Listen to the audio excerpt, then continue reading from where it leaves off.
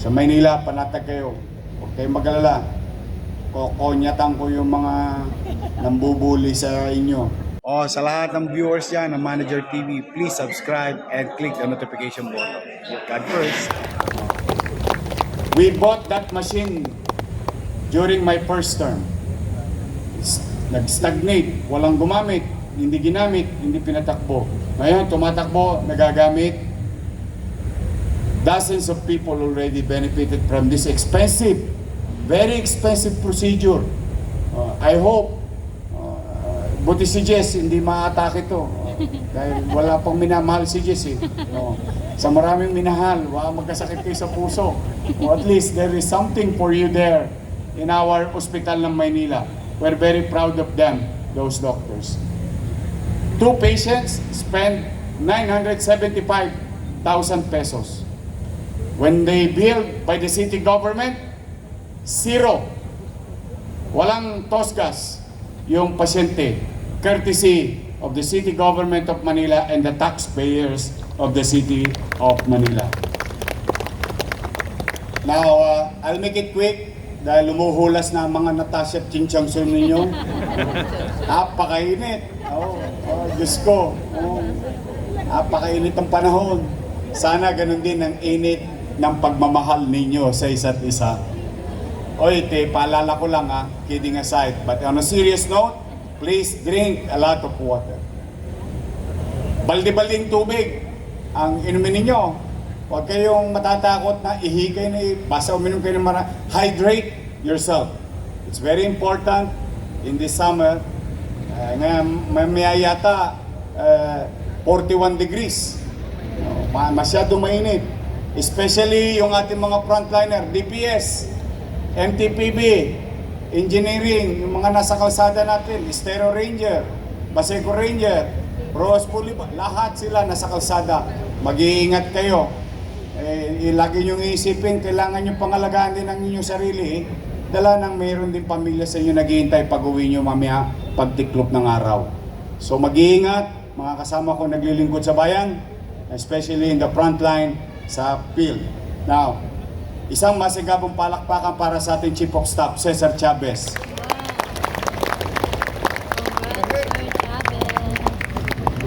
Nanalo po siya sa award giving body ng UP. Galing isa sa pinakamagaling na broadcaster. Ngayon ikinilala ngayong taon na ito. Congratulations, Chief. Palakpakan natin, Chief. Talaga ang mga taga Maynila. Si Chief lang nga sa kalam. Congratulations, ha? And to John Leno and to the Manila Youth Bureau. John, congratulations for a successful first ever, I think it's biggest in Manila, the Manila Summer Pride na naganap noong isang araw.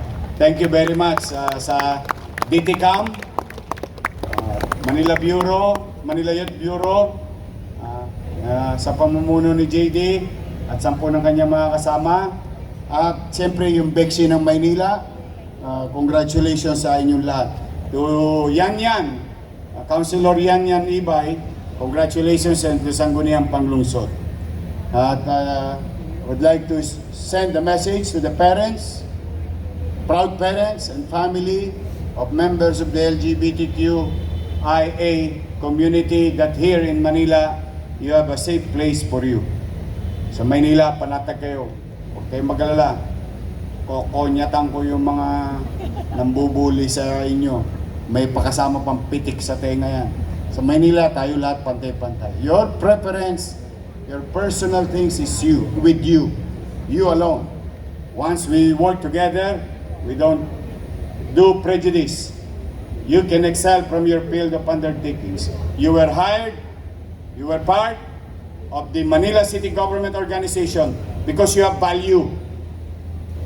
Your skill set is being valued by the city government to be of service to our people. Tingnan mo si Jess. Jess, musta na? Linggo-linggo na lang ako nag-aabang kung may nobya ka na. May nag-text ka, hindi nag-reply, nag-ghosting ka. Ayun ba yung tawag ng mga kabataan ngayon? Ghosting? Oo, ghosting. Oo. Eh, nako. Taunting tiis lang, Jess. Huwag kang mag-alala. Nung high school ako, yes, I'm telling you, marami ako, may mga kaklase ako rito, may mga kababata ako. They can attest to it. Nung high school ako, busted ako lagi. Imagine mo yun. Oh, ano sabi mo na, anong pwede mo masabi after a while? Ako nga pala ang sinaing mo. Kaya, don't lose hope. Yeah. Habang buhay may? Pag-asa. Ay, talaga naman. Habang buhay may? Ayoko kaya yung pare, baka mainis kayo sa akin. But, again, another week. Another challenges for us. But, of everything, no? Of everything. You have to take care of yourself. Sobra tong init na to. I don't want you to get sick. I need each and every one of you to function properly. Niyawa ang Diyos. Yung teacher ko, ikaw, na-stroke ka na. Kaya kailangan huwag ka nang uulit. Yung teacher ko yan, noong kolehiyo. Basta kayo, mag-cover kayo hanggat maaari. Sa aking mga lolo't lola, mga nanay tatay. To our General Santiago, you tell your policemen. Hanggat maaari, tuloy ang trabaho, pero mag-ingat. DPS, Kenneth, yung mga atabs mo, si Dennis Biay, yung mga nasa frontline natin, si Andres, yung mga nasa frontline natin. Basta hindi, ito, it's a serious, really serious thing. You have to consider this. Itong paalala ko na ito. Drink a lot of water. Cover as much as you can. Huwag kayong mag-alala. Ilang araw na lang, darating naman na ang Agua de Mayo. Lalamig din ang panahon. Uli, isang magandang umaga na naman. Mainit. At yung init ng panahon, siyang pag-initin din natin at pag-alabin din natin ang ating mga sarili, damdamin at kaisipan na paglingkuran ang ating mga kababayan sa lungsod at mga taong dumadako sa lungsod ng Maynila. Isang linggo na namang hamon para sa atin na maging epektibo. Yes, sometimes we have shortcomings. It's okay. Don't worry. Ano lang ang buhay. Wala namang perfectong organisasyon, walang perfectong samahan, walang perfectong pagsasama, walang perfectong tao. Si Jesus lang laging perfect. But then again, we have to excel in our field of undertakings. You have to prove that it's worth it na tayo'y bahagi ng pamahalaan sa mata ng taong bayan. Mag-iingat kayo at pagpalain nawa kayo ng Pong May Kapal. Manila! God first. Thank you.